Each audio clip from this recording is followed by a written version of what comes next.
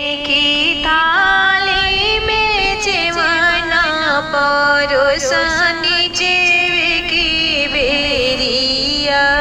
सोने की थाली में जेवना परोसनी जेवे की बेरिया। राम चले मधुबना जेवे की बेरिया। आगे आगे राम जी हो पीछावा से लक्ष्मण बिचवा में चलली ना। सीता सुंदर बनवा बिचवा में चलली ना। सीता सुंदर बनवा बिचवा में चलली ना।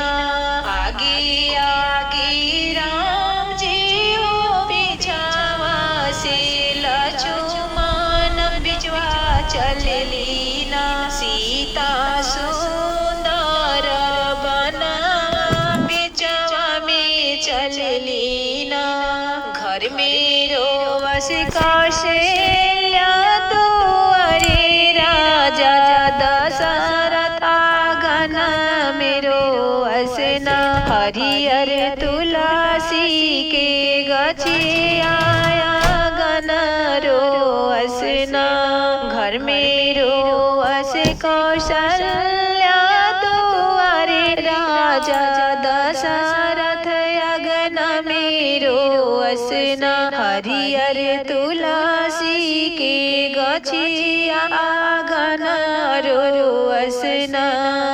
सोने सुराही में पनिया भरवानी पिए के बेरिया। राम चले मधुबना पिए के बेरिया।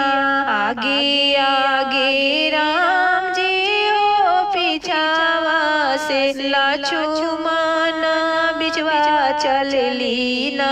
सीता सुंदर बनवा बिचवा में चलली ना।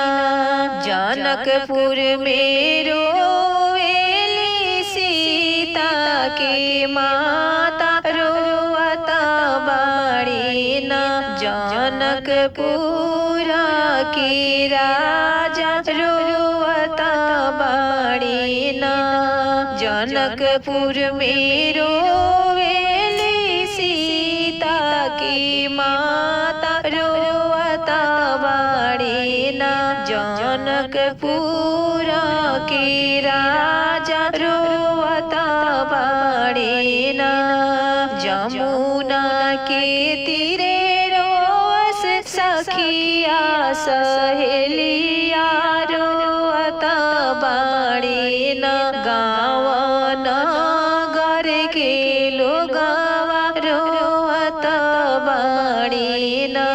चुप रह माता हो चुप रह पिताजी चुप रहना। हमरो सखिया सहेलिया चुप रहना। हरियर तुलसी के गछिया चुप रहना।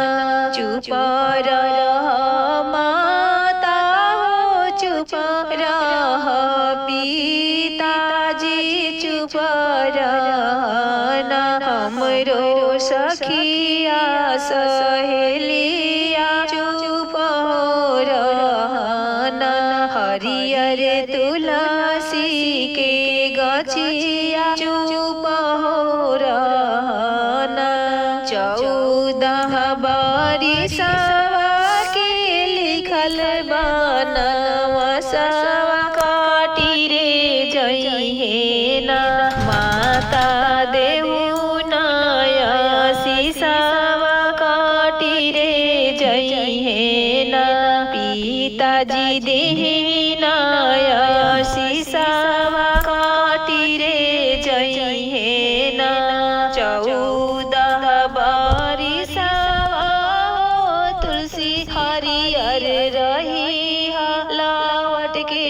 आइबे ना 14 बरिसवा के लिखल हमरो बनावा हरियर रहिहाना तुलसिया गन बिचावा हरियर रहिहाना 14 बरिसवा के लिखल हमरो बनावा काटी रे जइहे ना सखी करना बिदैया काटी रे जइहे ना सखी करना